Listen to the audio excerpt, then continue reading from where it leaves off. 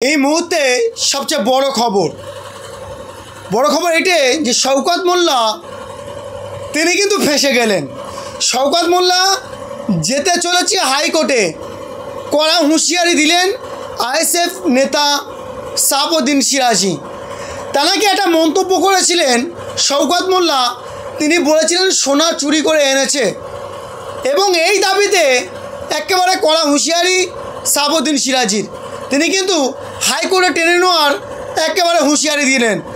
চলো বিস্তারিত বলবো, এবং তার আগে বলবো ভিডিওটাকে স্কিপ করে দেখবেন না, পুরো ভিডিওটা দেখে যাবেন এবং চ্যানেলটাকে ছোটো ভাই হিসেবে চ্যানেলটাকে সাবস্ক্রাইব করে যাবেন। বেশি লম্বা চড়াও নয়, চলো শুরু করা যাক।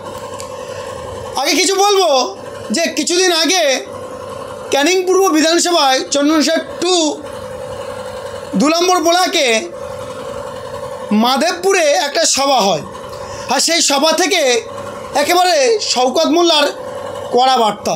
তিনি বলেছেন সাফউদ্দিন সিরাজির নাম নিয়েই বোম্বে থেকে সোনা চুরি করে এনেছে। কি বলছে একটু শোনাবো আপনাদেরকে। আগে একটা সোনা চোর ছিল, আপনারা জানেন, বসিরহাটে বাড়ি, বম্বে কাজ করতো। একে কোনো গুরুত্ব শুনলেন, সোনা চুরি করে এনেছে এমনটাই দাবি করেছে শওকত মোল্লা। তার পরিপ্রেক্ষিতে আমরা যখন সাফউদ্দিন সিরাজিকে যখন প্রশ্ন করা হয়, তিনি একেবারে হুঁশিয়ারি দিলেন। কি বলছেন দেখুন।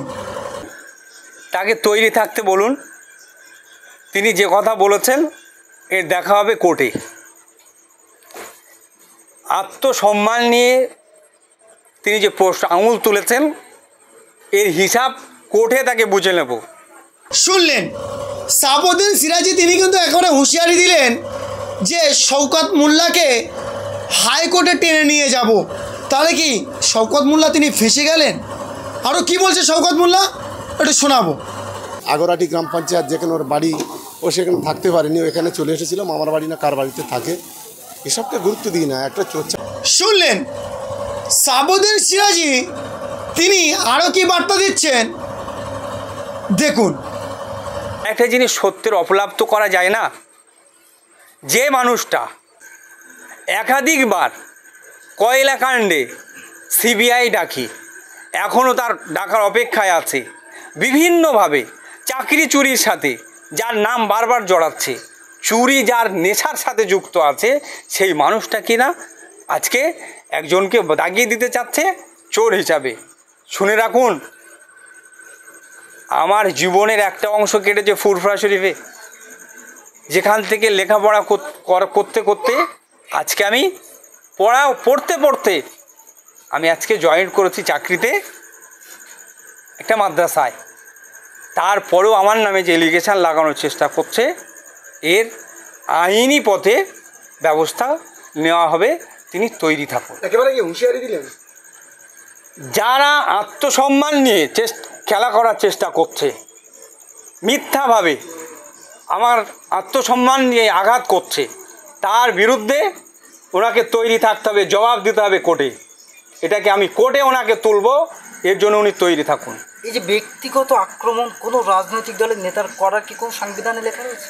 দেখেন, এরা নিচে নামতেই পারে, কারণ এদের কালচারই হচ্ছে এরকমই।